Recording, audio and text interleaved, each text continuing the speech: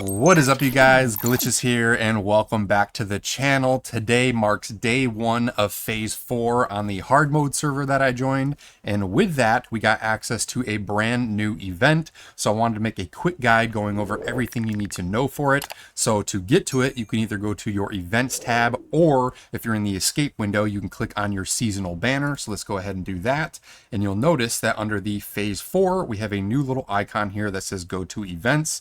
Click it, and that will take you to the new Nutcracker event.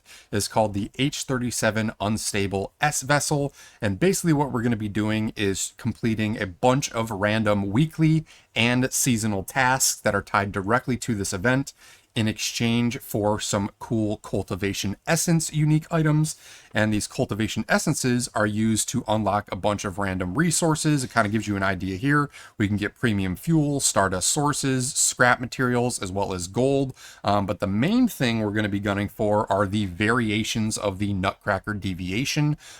With phase 4, we also, as I'm sure you guys know, got access to the Forsaken Giant battle, which can also drop the Nutcracker, but 90% of the time it's going to be the normal version with this cool little event. Not only is it going to unlock multiple different variations of the Nutcracker, but if you go to the rule, or the field guide rather, there is a little question mark tab here that says coming soon, and it says deviations unknown. New deviations will continuously join our future cultivation plans, which leads me to believe that this event isn't going to go anywhere anytime soon. They plan on bringing this back, and hopefully in the future iterations of it, we're not going to have the Nutcracker again. We'll have a new deviation variant with a bunch of different options to choose from. So that's pretty cool, and I'm excited and looking forward to that down the road. It'll be a unique way to give us some extra deviation rather variants.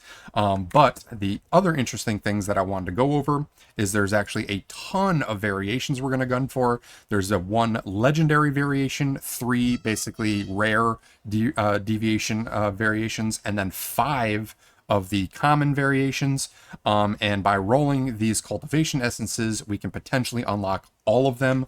You'll notice that up top we also can get a Nutcracker assembly name card, as well as an avatar frame to go along with the Nutcracker theme. That will happen once you reach 4 and 8 of the Nutcracker variants basically collected. So once you unlock 4 of them, you'll get this one. Once you unlock 8 of them, you'll get this one. And there's 4, 5, 6, 7, 8, 9 total. So you don't have to get 100% of them to unlock the frame. You just need 8. But moving on, the other thing I wanted to go over is the rules. So I won't go through and read this whole thing, but basically there is going to be weekly tasks that refresh every 7 days and run in 3 different cycles. There is basically going to be a cap on the number of tasks per cycle. So just do the ones you can, as many as you can while they're available. But there will also be seasonal tasks that have no limit, and the individual tasks are unlocked according to low, medium, and high difficulty levels. You can see this by the star level. So if we go and click the task center, you'll notice that under seasonal tasks, we have some 1-star difficulty ones. But then as you scroll down, some of the ones that I had automatically completed already are up to 3-star difficulty. So these will basically be the same exact task, but a little bit less of a requirement. So this one was reach 120 watts of territory power. The first one I think was only like 40 or 60, and then the tier 2 difficulty was 80 watts of power. So as you complete the first and second tiers, a 3rd-star tier will potentially unlock to give you even more cultivation essence rewards. So that is how these seasonal tasks and weekly tasks work. You're just going to go through these each week, and throughout the season, read which one of the tasks you want to do at any given time, go and complete it, and then once you complete it, it will be marked as basically complete.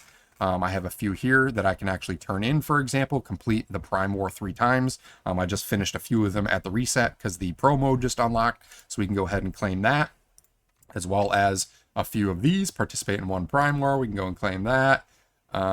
Boom. Obtain 300 ores and obtain 1,000 logs. I was farming some deviations for the bunny, so I got some ore and logs there. So we got some essences from that. Now, the other thing that I wanted to show off is down here in the bottom left corner. It says co-nurturing tally rewards. And what this is, I have my right-hand man Neo Villain already synced up with me. But if you don't have a friend synced up, this is going to be just a grayed out box with a plus symbol in it. You click that and then you can basically link with one of your friends. And how that works is there's going to be additional cultivation essence rewards that you can collect based on the combined efforts of you and your synced up teammate. Once you select a teammate, you can't undo it. So make sure if you're syncing up with a friend or something, that it's a friend that is active within the game, because you're only going to get these rewards if both of you are doing as many tasks as possible. Thankfully, however, none of the tasks that you have to complete are required to be a duo task, even though it kind of says in the tooltip, accumulate duo cultivations. If you read the rules, every task that you complete is technically a solo task. You can do them all by yourself. And how it works is it just takes all of your task completions and all of your synced up teammates' task completions and combines them to get an overall averaged out total. And once your total between both of your points reaches one of these milestones, you can then go ahead and collect that chunk of cultivation essences as well. So once you collect these cultivation essences, you're probably wondering, what do you do? We'll just go ahead and click the nurture button. We can go ahead and do that now. You can do 1 at a time or 10 at a time. I'm planning on doing all of them, so let's just go ahead and do a full 10 here. Probably have more than 10 at this point, so we can do a couple of them, but we'll go ahead and click confirm. That's going to do a cool little roll. And right out the gate, we got the legendary version, the Displaced Fairy Nutcracker Deviation. We also got 1530 gold ore, 35 Stardust Source, Platinum Crystals, 20 Barreled Fuel, 70, 105 Stardust Source. We got another 15 chunk of gold, so pretty good roll there for the secondary abilities. If you guys didn't already know, you can sell gold ores if you have the perk for like 15,000 energy links from the vendors. So gold is always good to have, including Stardust Source. So not a bad first roll. The other thing I do want to mention is that once you nurture, so there we go, we got some points there. I probably got some more tasks completed. Nope. So we'll go back. So the other thing is, once you start unlocking these, you have a field guide that will basically show off all the ones that you've unlocked as well as your progress. So this kind of allows you to keep track of the things you're still hunting for. But let's go back here. I'm sure we got a few more. Let's go and do another 7. Confirm. And this looks like we got some electronic parts, Stardust Source, and then 2 more, what looks like the normal blue deviation variants. We got the deep purple and the tin soldier. Go back to the field guide, and now we can see those unlock. So right out the gate, within the first ones that I basically had auto completed already, we've already unlocked 3 Nutcracker deviation variants. So pretty cool. We're 1 away from getting the name card already. So at this point, you're pretty much done. All you have to do now is go back to that task center, claim any additional rewards you want, and just go through the different tasks and complete them one by one. Preferably, you're going to want to focus on the weekly ones first to take advantage of all of the temporary ones that you know are going to be going away at reset. So get these ones done first and then worry about the seasonal tasks. But yeah, once these are done, you won't have to worry about them anymore. And then the weekly reset, I'm assuming these will get refreshed with a whole new list of them, and you just go and do them the next week. I believe this goes on for 3 weeks. We can go back and check out the rules real quick. Before I log out here, go to the rules. So the S vessel is unstable, has a chance to yield that. We read that.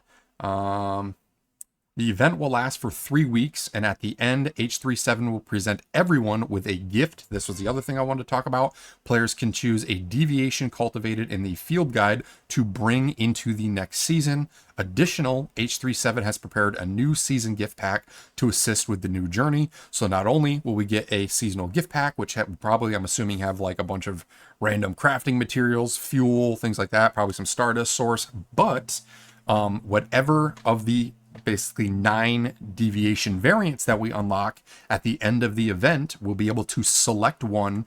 Ideally, I'm assuming the legendary version, if you get that, would probably be the best one, but it's up to you, and choose that one to automatically carry over into the next season that you're going to be playing in, which would be the big drop for PvE, would be the October winter event that's going to be dropping.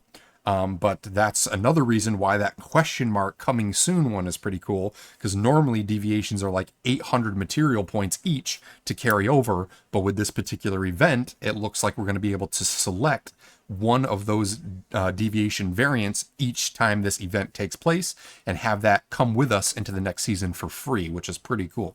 Lastly, cultivation essences will also be preserved across seasons. So if you do all the tasks, I'm assuming if you're doing every single one every week, you're going to have more than enough to basically fully unlock every deviation. Any extra cultivation essences that you get will carry over to the next season so that you'll have an easier time of unlocking the next round that happens. So pretty cool how they have it set up, and I think it's going to be a great way to start introducing some new variations, these shiny deviants, if you will, from season to season, which is pretty cool. That being said, I do have another video in the works going over an ultimate farming guide for those shiny deviation variants. So keep an eye out for that. That'll probably be one of my next videos. But yeah, if you guys found this video informative, if you enjoyed it, be sure to smash that like button, comment down below. I appreciate all of you guys' feedback.